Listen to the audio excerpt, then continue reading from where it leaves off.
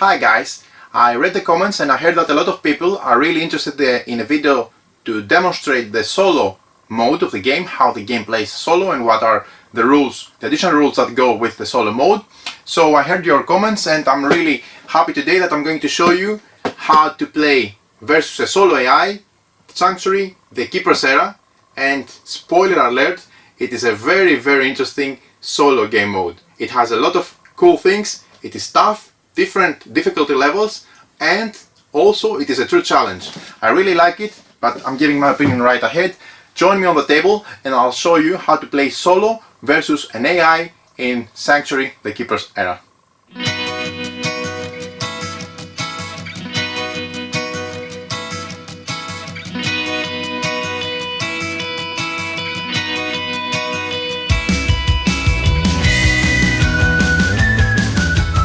Hi, welcome back.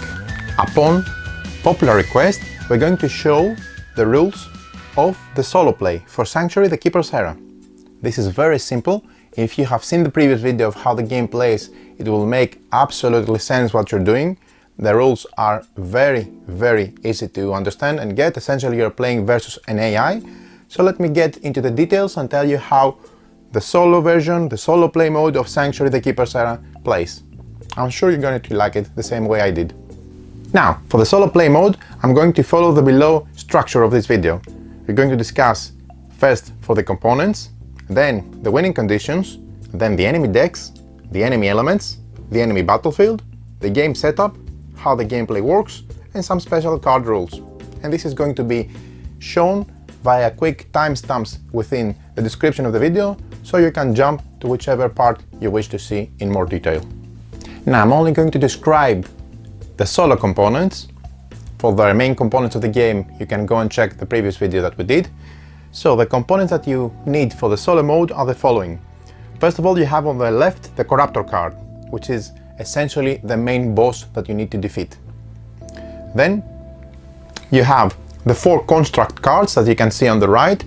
Of course, now you can see that there is no art, but these are going to be decorated with the same fantastic art that it's already in the base game. Keep in mind this is a prototype, that's why you don't see the final production art or material, it's still work in progress. Then, below from the Corruptor card, on the left, you can see 3 attribute tokens. These are the tokens here, and these are the same that we have seen in most of the Acolyte cards or the champions. They have the same iconography, but we have to use only those specific 3 tokens, which are going to be placed on different slots on the cards. Below you can find 8 life tokens. Again, these are going to be upgraded, this is prototype material. And the last thing that you can have is 7 +1 strength +1 health tokens, +1 attack and +1 health, which are the ones that I have here. I haven't printed actually the ones from the PNP. I'm using these white discs, but they're going to do the same. Essentially, this is considered a +1 attack blue and a +1 health, which is the red. In any case, you're going to get proper tokens in the final production copy. And that's it. These are the only things you need in order to play the solo game. Winning conditions. The player has 2 ways to achieve victory, either by destroying the Corruptor card and the nodes. The nodes are those 3 cards here, which are going to be explained later on, and the Corruptor card is one that we place on the top right, the one that I showed you just before, or resist until the enemy is not able to deploy any more Acolytes because its deck has no more cards. Losing condition for the player remains the same as the standard game. Essentially, when your sanctuaries are destroyed, you have 3 sanctuaries here instead of 4. We're going to go into detail about this during the setup. When this happens, you lose the game. The enemy decks. Now, when you use a faction as your enemy in the solo mode, you have to arrange it in a specific way. Keep in mind the game comes with 6 different factions, therefore you have the ability to play against 6 different type of enemies with their own perks, abilities, advantages and disadvantages, the same way like you would play versus another player. The only difference is that, as you can see from the configuration shown below, you have to pick specific cards from each deck, from each faction. For example, here I'm going to play versus the Tannen, the first one on the left, on the top row, which is already been set up on the board, and I'm going to explain how later on. But what is important to note is that you have a specific amount of cards that you use, the ones listed there, 2 copies from each of those. So you have 2 Paladins of Korhanen, 2 Silver Raptors, 2 Judge Note of the Cliff, etc. Whatever is listed in this specific box.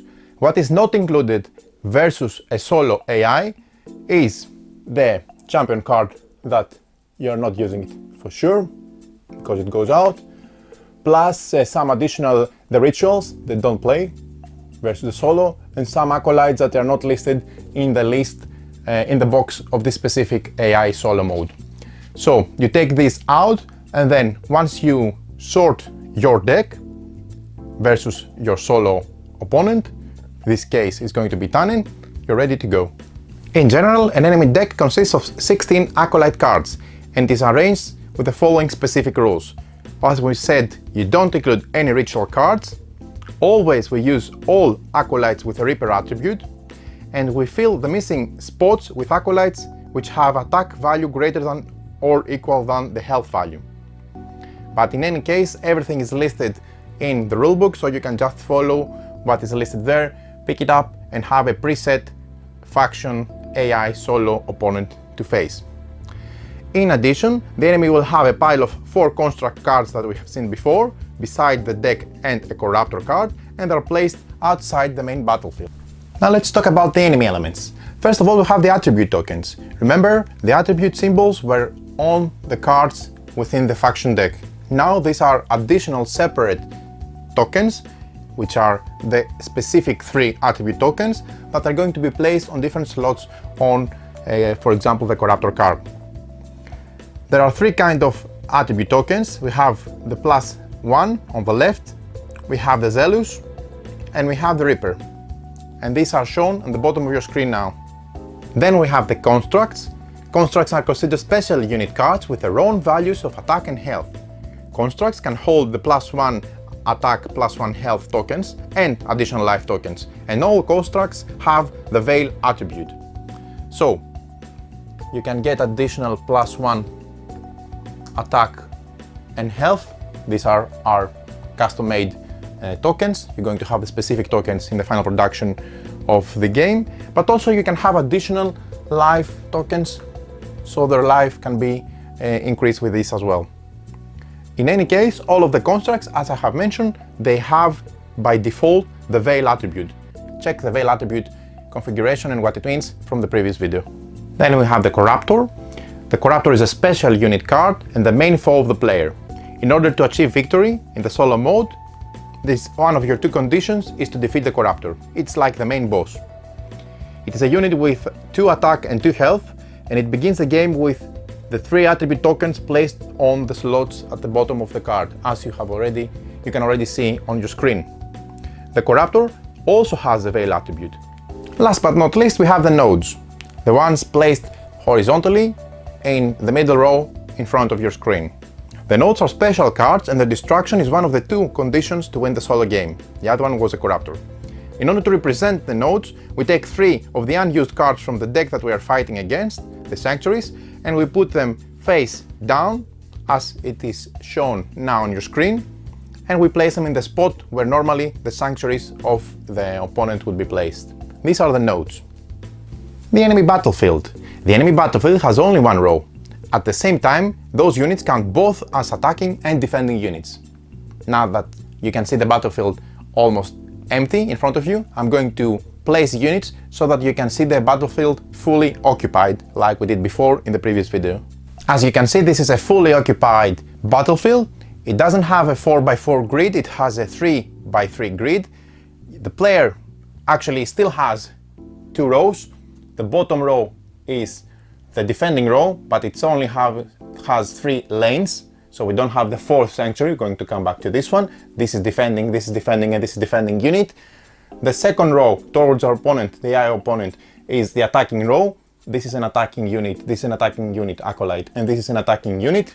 And the difference is that the solo player has only 1 row, only this row with 3 cards, and they're both attacking and defending at the same time. Just a quick note, you can see on the top left we have the Acolyte deck of the specific solo faction that we're playing versus.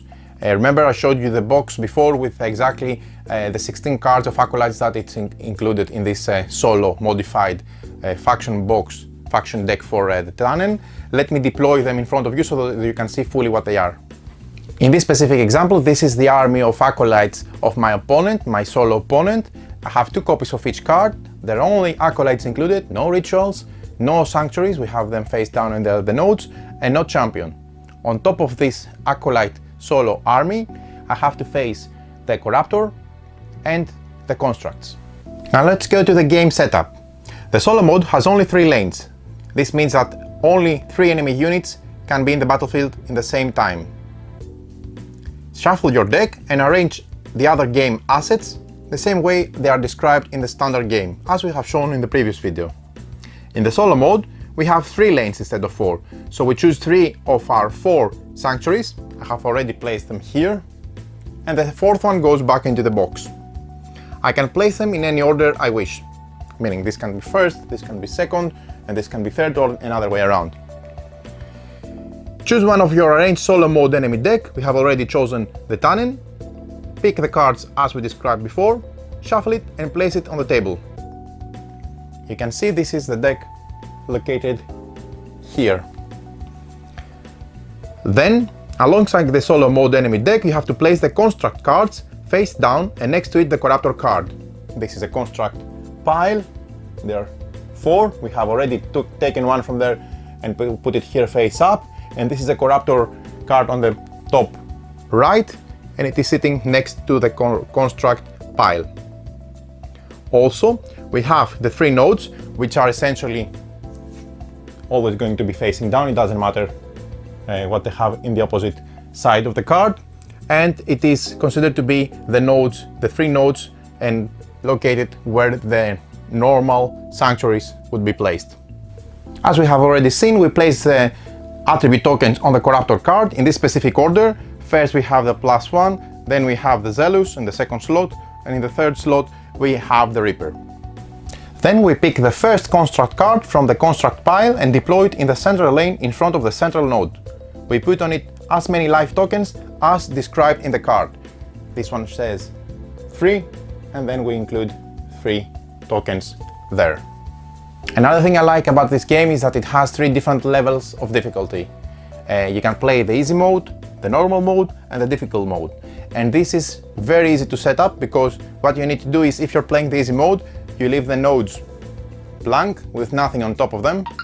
If you're playing the normal, you need to put a life token in the middle one, and this is a normal difficulty.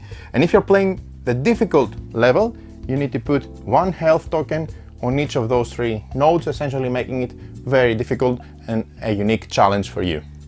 For the player, nothing changes, the setup is the same. We have only 3 instead of 4 sanctuaries. This is the area where we put our champion. This is our hand, we draw 4 cards. This is our drawing deck, and this is our discard pile. Same like the normal standard game. Gameplay. Now, the gameplay is very simple, and if you know and understand the basic rules of the basic standard game, which is essentially a few only rules to grasp, then you're not going to have any issues with the gameplay, with the exception of a couple of 2 things that you need to keep in mind. First of all, we have the attributes and the ability of enemy units. We ignore all attributes and abilities of the enemy units except for the Veil, Zealous and Reaper attributes. So if for any reason you see anything else on your enemy unit, like an attribute that it's not one of those listed now, I just mentioned, then you simply ignore it. Just like the standard game, the enemy and the player take turns alternately in order to achieve victory. The enemy always plays first. Now let's see the enemy turn structure, which is very simple. The enemy turn takes place with the following 3 steps. We have the beginning of the turn phase, of the enemy that is, the attack phase of the enemy, and the end of the turn phase of the enemy. Let's start with the beginning of the turn phase. At the beginning of the turn, deploy 2 acolytes from the top of the deck, which is this one, as we have seen before, on the first 2 free spaces of its battlefield. We start from left to right, so I would do left to right, like that. Of course, ignoring any spaces already occupied, and if there is only one free space, if for example this was already occupied and I only had one slot, I would only install one acolyte from the deck. I wouldn't draw a second one. I don't have to pay any summoning cost. I ignore the summoning cost, which is normally paid when I play versus another player in the starter game. If there are no free spaces, for example as for now, and I needed to draw 2 additional ones in the next turn, because I have no space to place I'm the solo player now, the new 2 acolytes from the solo enemy, that is, then there is a penalty. A card from the top of the player's deck is removed. So the player is losing one of his cards and it's going out of the game, thus making his deck more smaller and creating problems because he's losing useful acolytes with those who would be able to attack the opponent and deploy his plans essentially. Important to note is that as usual, the enemy acolytes enter the battlefield exhausted, so they would not enter like that, they would enter sideways, unless they have the Zealous icon, which is the one that is included here on the Corruptor, for example. If they had the Zealous icon, they would be deployed active and not exhausted. We move to the attack phase. The attack is very simple. Let's say that these cards are active and available, and it is the solo enemy player's turn, the AI turns. They would attack with all of their units towards the sanctuaries of the opponent. Similarly, like in the standard game, if there are no defending units, meaning if we were like that, for example, and there were no defending units in the back row, which is a defending row for the opponent, all the attacks would pass and hit directly the sanctuaries. The solo enemy is trying to destroy the sanctuaries of the opponent. But if there were defending units in the back row, this is the only row where you can have defending units, for example here and here, or here and here, then all of the attacks would be blocked with the defending units and there would be a normal fight like in the standard game. Very simple. Then we have the end of the turn phase, which means that if you had any exhausted units because it just entered like that, they would be activated, and like in the standard game, any partial damage is uncancelled. That means that if you didn't manage to, the solo player didn't manage to completely destroy this unit is in theory virtually restored to its full health, which is again 3, for example. Then we have of course the player's turn structure. The player turn structure is the same as the standard game. In the very first turn they receive 3 essence crystals instead of 2 in order to start deploying summoning units easier. The rest is exactly the same. So let's move to the last part of this video, which is the special card rules and a couple of concepts so that you get everything you need to know in order to play solo, the Sanctuary, the Keeper's Era. First of all, the Corruptor. Each time an enemy acolyte is destroyed and the Corruptor is outside the battlefield, like this case, the Corruptor is sitting here and let's say this acolyte from the solo was destroyed and removed from the game. When this happens, then the Corruptor is placed in the position where the acolyte was located, meaning that the Corruptor is going to be placed here and take its slot. When the Corruptor enters the battlefield, he keeps the attribute tokens on the card and obtains the corresponding bonus while it is in the battlefield. In any moment, enemy or player's turn, when a Corruptor is destroyed, we follow the next steps in this specific order, without any interruption. So let's say that we manage to destroy this Corruptor in a subsequent turn, and then the following things happen. We pick the leftmost attribute token on the Corruptor, which is this one, and we're going to place it on the node on its lane. So it's going to go there. If there is no node there because it's destroyed, then the attribute token is removed from the game. But if the node is not destroyed, the attribute token is removed from the Corruptor and is installed on the lane, on the node, in the corresponding lane. So you cannot put it there, you need to put it there if you destroy the Corruptor in this lane. Then you place a +1 attack, +1 health token on every construct that is already on the battlefield, meaning I'm going to take one of these. This is my custom token, as I said before, but you're going to have a +1 attack and health specific token in the production copy. So what I do is if I have various constructs on my battlefield, if I had 1 or 2, I would put in each of those one of these +1 attack, +1 health tokens. And the last thing you do is you deploy a construct at no cost from its pile on the battlefield where the corruptor was placed. So the corruptor is going to be destroyed and removed out, and then the first construct from the pile is going to be placed here. The same will follow, for example, if another acolyte during a subsequent turn is destroyed, the corruptor again is going to go in the slot. If again the corruptor is destroyed, it's not going to be that easy, trust me, then this is going to be placed here, and he's going to go out, and a new construct is going to be placed there.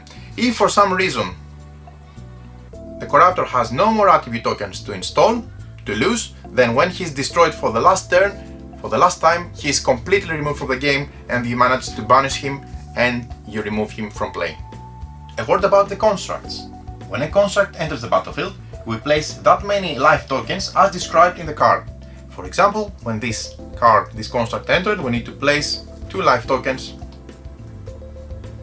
in there because it has 2 life health. If the damage dealt is equal or higher than the health points of the construct, which is this one, from a subsequent turn, let's say the player attacks and they destroy this construct, which matches the health of the construct, then what we do is we remove one of the health points. Essentially, we do not remove the card when its health is matched by an attack. We remove one of these points, and it still stays on the battlefield. So they're not easy to fall, but when you remove by an additional attack or a subsequent attack, the last you're successfully attacking, and again you pass the damage to the construct, and you have to remove another token. When in the third time you don't have any other token, or depending on the health of the construct, you don't have any health token, these are the health tokens, to remove, then the construct dies and is removed out of the game, and you're one step closer to victory, or maybe not. The last important thing is the nodes. You see we have 3 nodes here, as we explained earlier. As long as it is in play, the node provides the bonus of the attribute tokens placed on it to any enemies in this lane. That means that, for example, if the corruptor before died and placed this attribute token here, he applies this bonus to this enemy here. Or if, for example, you were here and this one had that and that, then both of those attributes would be added virtually on the attributes already included in this card, on the acolyte. So you can imagine that the acolytes are boosted a lot by these tokens, and you really need to ensure that you rush to destroy the nodes to remove them, because these are continuously putting pressure and making a buff, making them very powerful and very difficult for you to destroy. As we explained before, when a node is attacked and has no more life tokens on the card, it has been removed from the game. But if the node is attacked, you simply remove one of those. Then in another turn, if you attack this card, you will remove it. If it had attribute tokens, they will go for sure out together, and it will be just a bit easier for you to continue putting pressure and trying to achieve your goal and destroy all of the nodes and the corruptor. So just to summarize, now that you have seen all the rules, the way to defeat the solo AI is either by destroying the corruptor card, like we showed before, and all the nodes, or resist until there are no more enemies to be deployed from the deck of acolytes into the battlefield from the AI side of the battlefield. So there you have it. This is the way Sanctuary the Keeper's Era solo is played. This is a very unique challenge with 3 different difficulty levels. You can have the easy, the normal, or the hard, with their own things to chase and go after. It's not easy in the hard at all. It's not easy even in the normal, in my opinion. The game sits on the already great design from the basic standard game, but now it gives you a very cool way to play a challenge versus a solo AI, which actually works really nice. Usually these games don't have nice solo variants, they're not easy to follow, they have additional difficult rules or unnecessary rules. Here is the exception. You can find just a couple of tweaks that will make you enjoy a solo mode versus an AI opponent. This is another cool thing to put under the belt for this game. The solo mode really rocks. Now there you have it. This is the way Sanctuary the Keeper's Era solo mode plays. As you can see, if you have already seen my previous video where I explain the rules for the standard game, this is very easy to understand. It has only a couple of things, a couple of more game elements, components, a couple of cards, and a very systematic, persistent push of the AI versus your sanctuaries. It is difficult, trust me, but yet an interesting challenge that you need to overcome. It has 3 different difficulty levels: the normal, the easy, the normal, and the hard, and they all have their own challenges. The way the Corruptor goes back in and out every time there is a slot in your battlefield is very interesting. The way the sanctuaries, the nodes, the sanctuaries of the AI, the nodes, work are difficult because they are inheriting the tokens, the attribute tokens of the Corruptor, and putting pressure because they are buffing the acolytes and the units with their additional abilities, and if you don't follow and don't try to keep them pinned down, you're going to have a big issue. All this is very interesting, very fun. I'm already loving the base game, the standard game of Sanctuary, the Keeper's Era, but I'm telling you, the solo mode is something unique. It has a challenge, it is very interesting.